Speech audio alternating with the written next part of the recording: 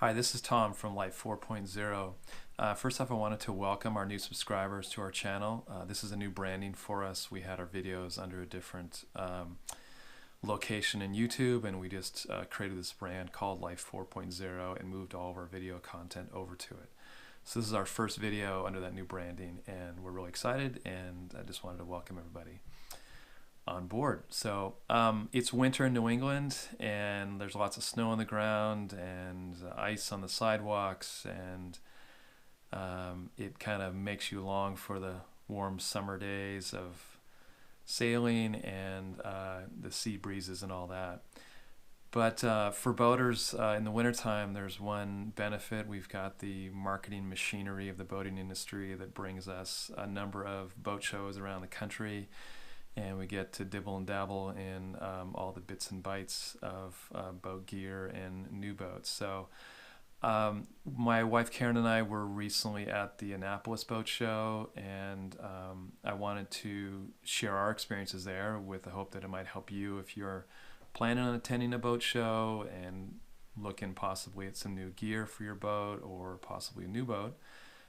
Again, a boat show is a great place to get up to speed about all that and learn what's new in the marketplace, and possibly get some good deals. So we've brought this video to you. I hope it's beneficial to you and would love your feedback. All right. Okay, so if you're going to be going to a boat show, first off, you're going to want to be well prepared before you even show up at the show. You want to consider what you're going to be looking for. Are you just there to just kind of browse in general, or do you have specific interest areas? Meaning, are you looking for a new boat? Are you looking for an anchor, a particular type of outboard engine? You want to identify what those needs are. You might be going just for training. A lot of the boat shows have very good seminars and coursework too. So consider that, and then you'll want to look at the various boat shows that are out there. Obviously, there's shows that cover power boats and sailboats. There are some that specialize in one versus the other. They may not fully tell you that in their title, but a lot of the shows are focused on power boats, less on sailboats. But it's important for you to kind of decide what you're looking for before you decide which one to go to. There's shows that are in the water. There are shows that are on land, usually in large conference facilities, conference centers. And of course, there's big shows and small shows, so you're going to want to decide there. I'm going to focus more on the sailboat side of things. That's where our interests lie. And along that front, there are a number of key shows that you can go to for sailboats. There's the Miami Boat Show. Here in New England, there's a New England Boat Show in Boston. There's shows all across the country in Chicago. There's shows out on the West Coast, the Pacific Sail and Powerboat Show in the San Francisco area. But the granddaddy of them all is the Annapolis Boat Show. And that's the one that we attended this past fall, and what I'm going to focus on.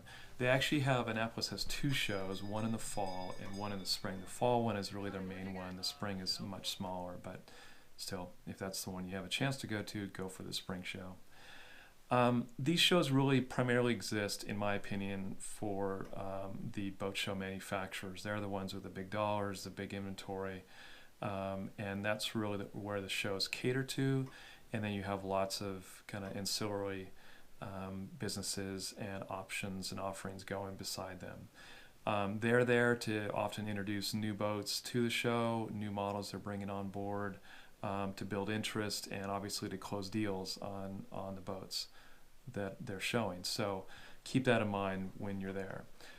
So with that in mind, I'm going to talk first off about if you're going to the show to buy a boat or to seriously research a new boat. And that word research is a key one, so I'll start with that. So you want to make sure you've closely researched the various boats that you think might be of interest to you. Based on the size you're thinking of, the style of boat, whether it's a monohull or a catamaran, whether it's more of a racing style or cruising boat. If you can, before the show, talk to as many dealers as you can in your area.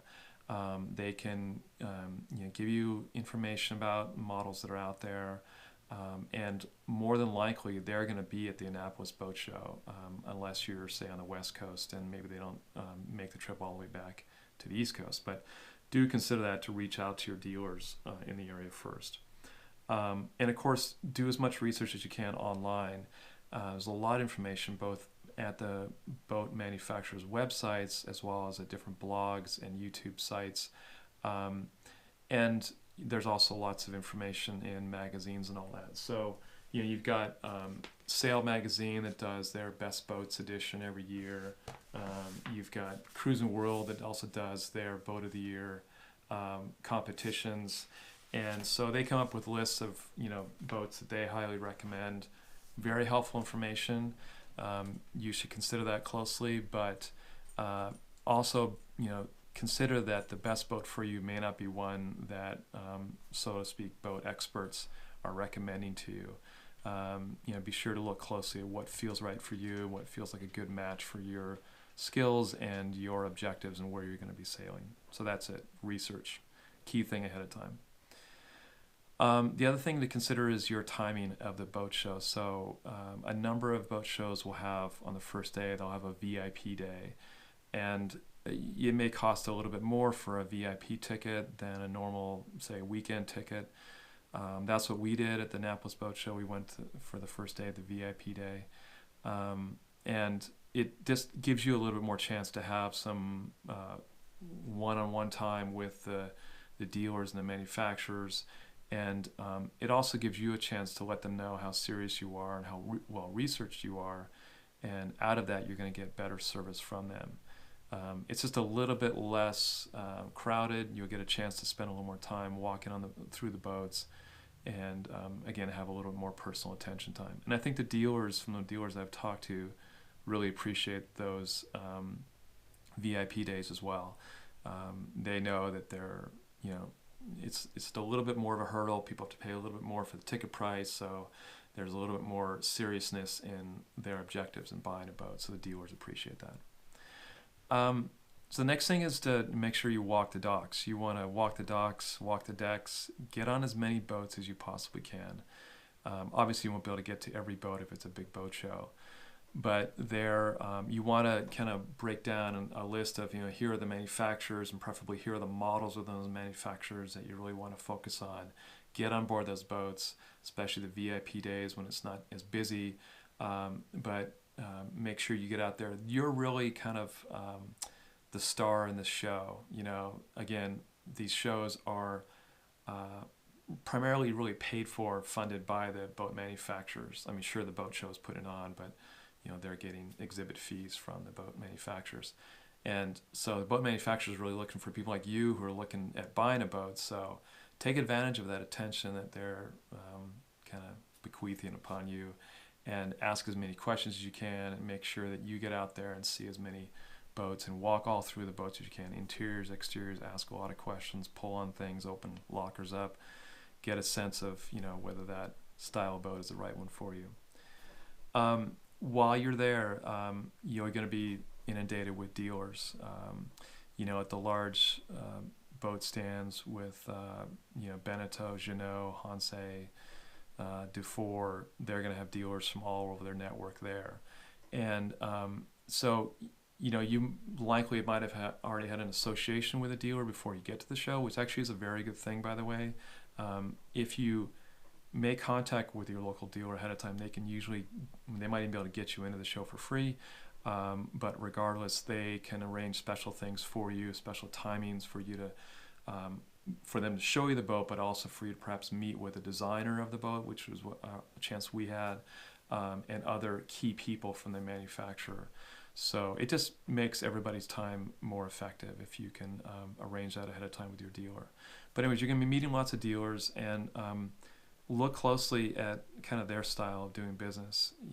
It's a step up from the car dealership world, but for sure. But there are not so well-behaving dealers out there, and there are people that don't really have your interest at heart, and are there for the quick close, and they're going to move on. You're going to be if it's the right kind of experience and goes well for you, you're going to be dealing with this dealer for a long time. They're going to be helping you out for many months until you actually take delivery of the boat. So it's, in that case, it's very different than a car dealership experience. But you're going to want to make sure that you're comfortable, that you trust that dealer, that you feel like that they're, you know, dealing honestly with you and forthright. That's a very big factor, and it may be a little bit hard to judge at a show, but it'll come through as you have more conversations with them, as you have more follow-ups after the show, and all that. Very, very important part to make sure that you're comfortable with your dealer that you're working with. So the other thing kind of related to that is the manufacturer and their staying power. You're going to want to make sure that you choose a manufacturer that you feel is committed to the marketplace. They make sailboats and powerboats, perhaps. Maybe they only make sailboats, but you want to make sure that they are have commitment to the market that you're in and where you're going to be sailing. Again, you're going to be working with a dealer, you're going to be working with a manufacturer, both, for many years to come. You may have warranty issues on the boat that need to be fixed, so you want to make sure they have a good warranty network, that they have a history of working smoothly with any warranty issues that you have with a boat. You're going to be possibly wanting to get additional gear or advice from them, and be hooked up with other connections with other owners out there. So it's very important that you pick a manufacturer that has a lot of strength in the marketplace. Some examples of that was, like years ago, Catalina was a big company at these shows. They had huge space, and when we were in Annapolis, they had a very small area off to the side. It was, it just wasn't clear that they were really where they were going in the market and whether they were having financial problems or whatever. Another example of that is Hunter. So Hunter was big domestically in the United States, and now they're gone. They're out of business. They're not at the boat shows and all that. So that will be a very unfortunate thing for you to buy a boat and a couple years later have the company out of business and you have no connection for parts and or just difficulty in getting help and support. The next one is pricing. Always a point that gets a lot of attention at the show. So expect the dealers to be dealing at the show. They're going to be having special show discounts. They may be launching new models of boats and wanting to get people buying those boats. Be careful not to be tempted by the base price, though, of the boats, because you're going to be adding on options to the boat, similar to a car, but a little bit more complex. And those options, depending on how they manufacture their pricing strategy, they may charge a lot for those options or not quite as much. It'll still be a lot. So be sure to kind of consider that and really add up the whole price before you are comparing boat to boat. You will, it's possible for options. You may likely find a better price later on from a third party, like a boat yard or whatever. But that's traded off with the convenience of getting everything taken care of by the boat manufacturer at their factory and included under the warranty and all taken care of when you take delivery of the boat, rather than you having to hunting down deals to, put solar panels on or add a water maker or whatever, or generator. So there's a trade-off between that price and convenience. That said, I think you're going to get your best deal on the boat and on the options at the show. So you might want to have an idea of what kind of options are really important to you that you would want for the first season, and stuff that you might be able to wait and add later. We ended up wanting to add some options after the show was over a couple months later, and the model we bought was a hot model. It was getting a lot of attention, and the manufacturer wasn't terribly keen about negotiating on their price for their options. So it was, we worked it out, but it would have been better if we took care of it all at the boat show and try to work out our best deal we can before we sign any papers. Some manufacturers are going to offer or have deals going on for the boats that are actually at the show for you to buy that particular specific boat. You may find that some of the discounts are very attractive. But be very careful with that. Be sure you know what you're getting into. The boats take a lot of wear and tear at the show. We saw that firsthand, chips and scratches, and you've got thousands of people getting on these boats and opening doors and lockers and it's not their boat. They don't really care as much. They're moving through quickly, and the boats get a lot of wear and tear. So if you're going to buy the actual boat at the show, be careful and know what you're getting into.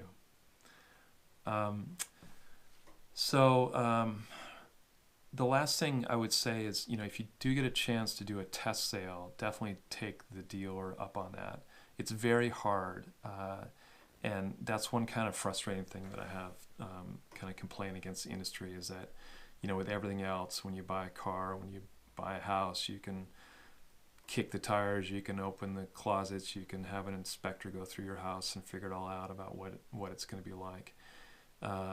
You really don't have that experience to actually know how a boat sails at a boat show, even if it's in the water. It's great to have it in the water.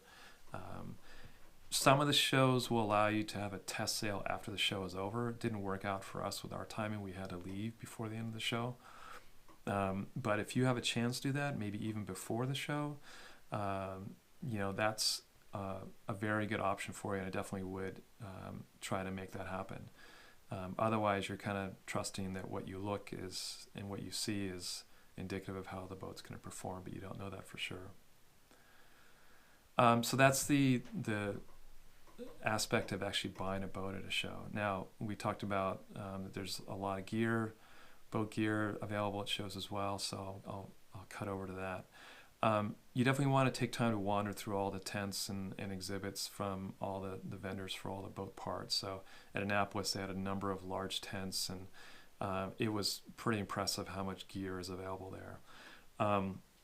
You're going to also find lots of people wanting to deal there, so you're going to find lots of attractive things on dinghies and outboards and anchors and life jackets and all that kind of stuff. It's also a good opportunity to meet some of these vendors firsthand. A lot of, the boating industry, by the nature of it, has a lot of small businesses, a lot of mom and pop businesses, a lot of mom and pop and son and daughter businesses. So it's kind of fun to actually meet the people that are, actually design the products or built them or, run the business behind it. You can get firsthand information. We met with a company briefly called Atkins and Howell. They're up in Canada, and they manufacture like dinghy davits and outboard cranes and that kind of stuff. And that was definitely an example of a family-run business. So take advantage of that. You'll have a captive audience with them. Also, it's a good opportunity to try on clothing at a lot of these booths and check out, that kind of thing, see how stuff fits you.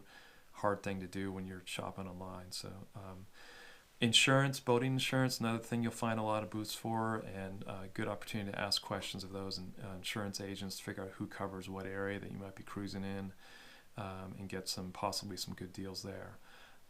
Many of these vendors will extend their discounts and promotions till after the show, maybe like a month after the show.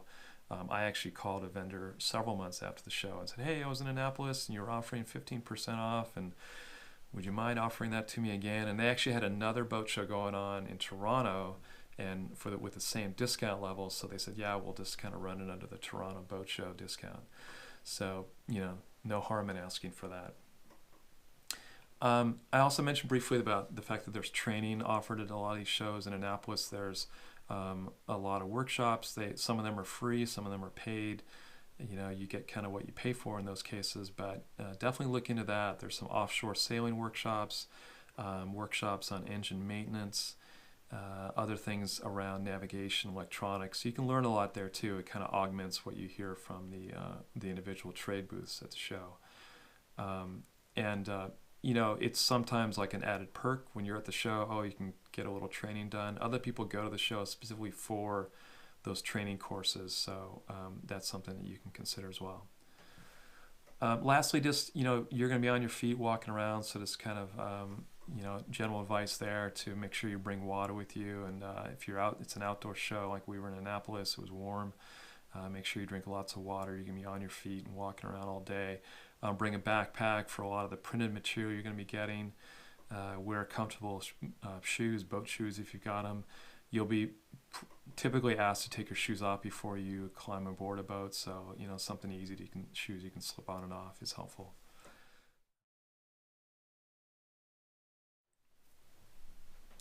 Okay, I'm going to switch gears here a little bit and talk about our experience of buying a boat at the Annapolis Boat Show.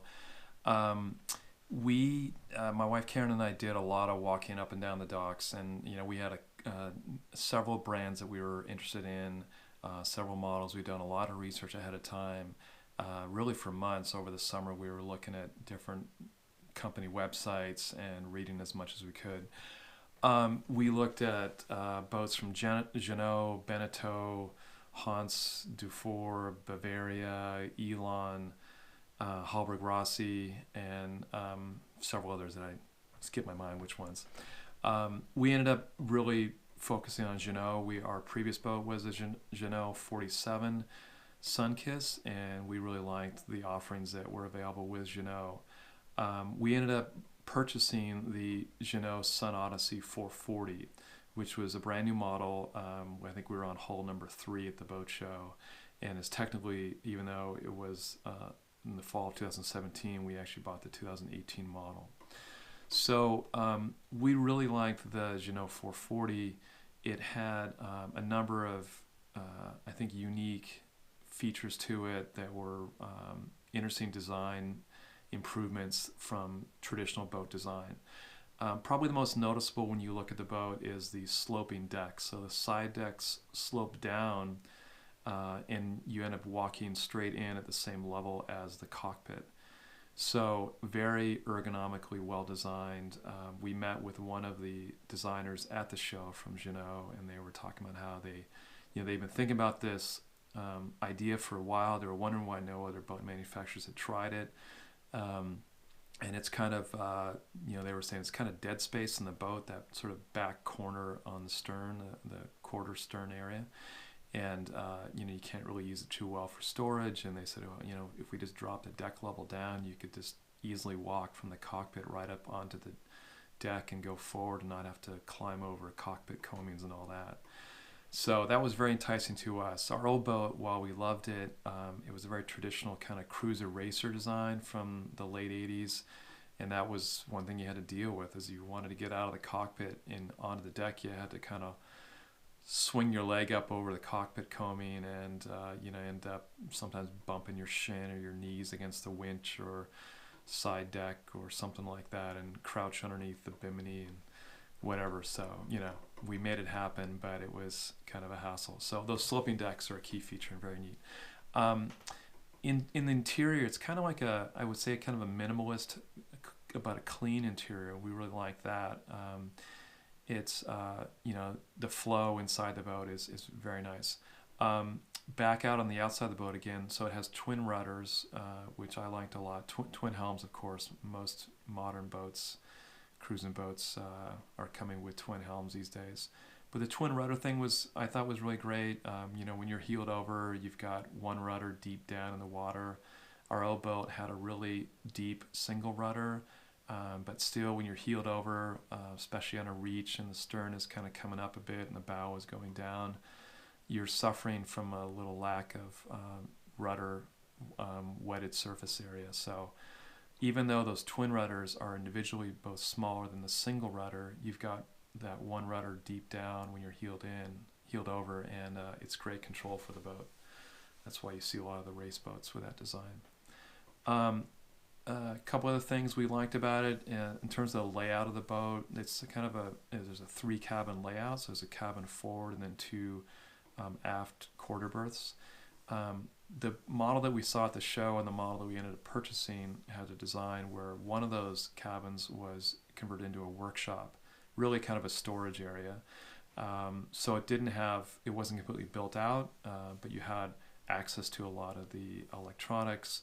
You had access to the quadrant and steering and autopilot area behind that quarter berth area.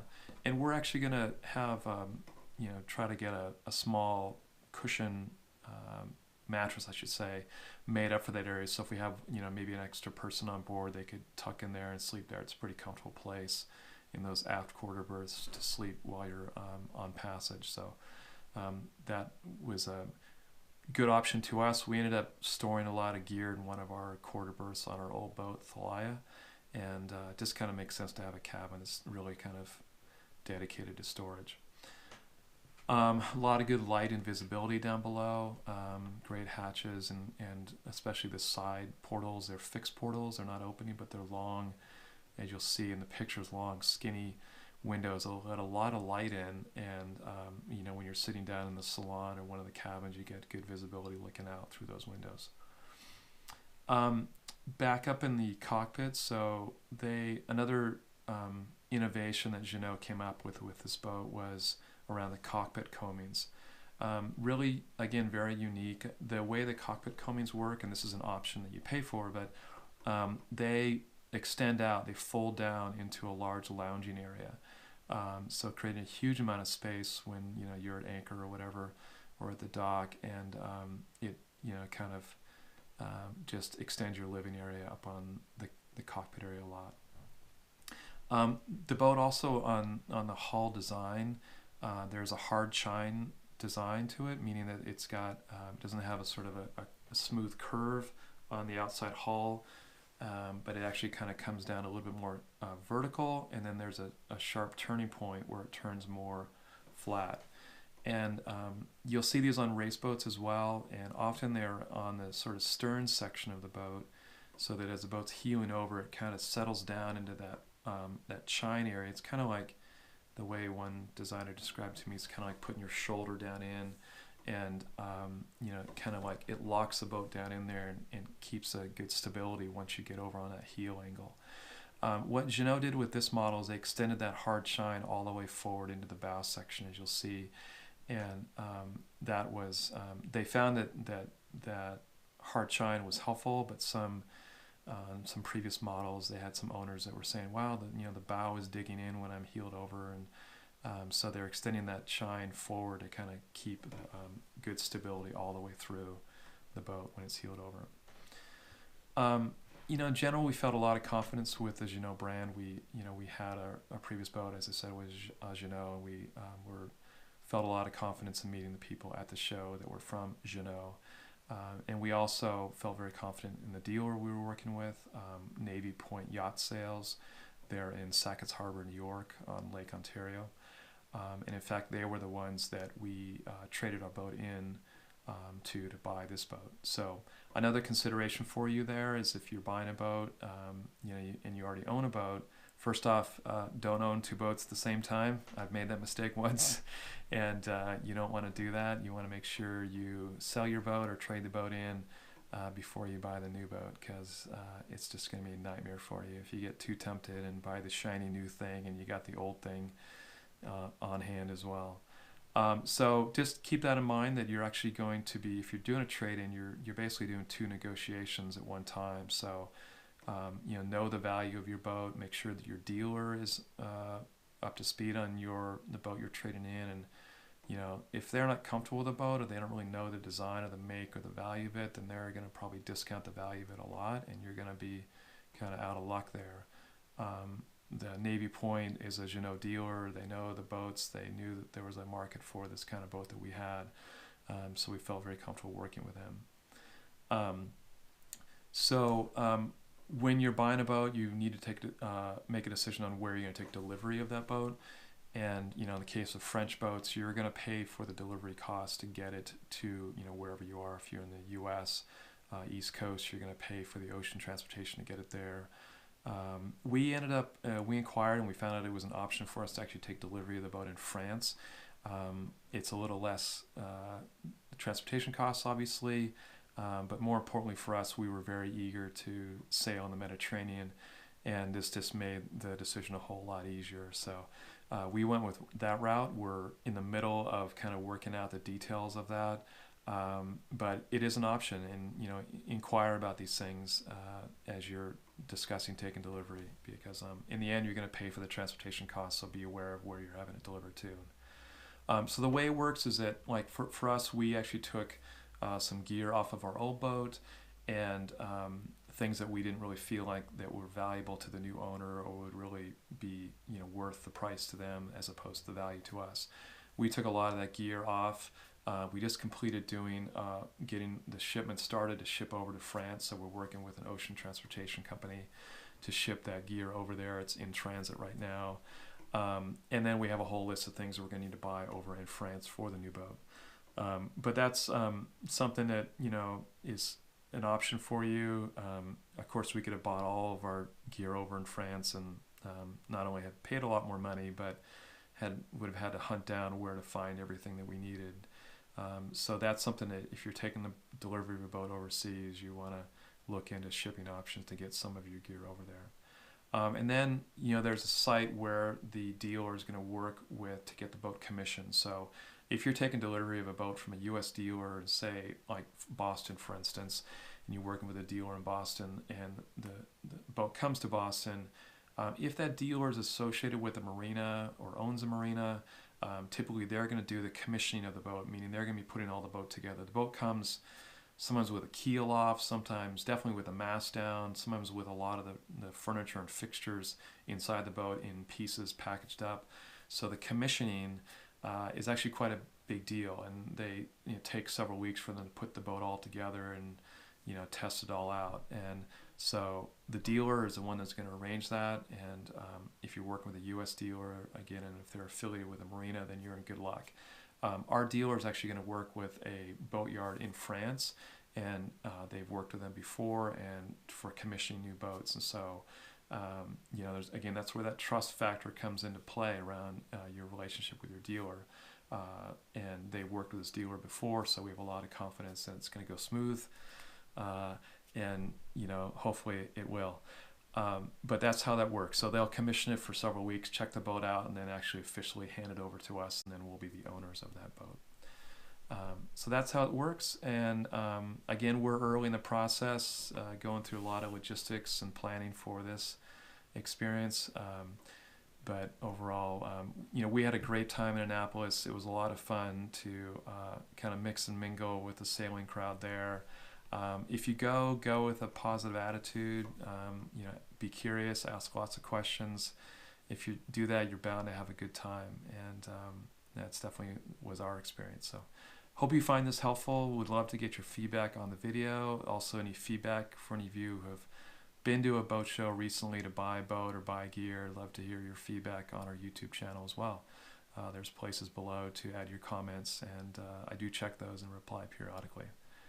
So thank you very much. Have a good one.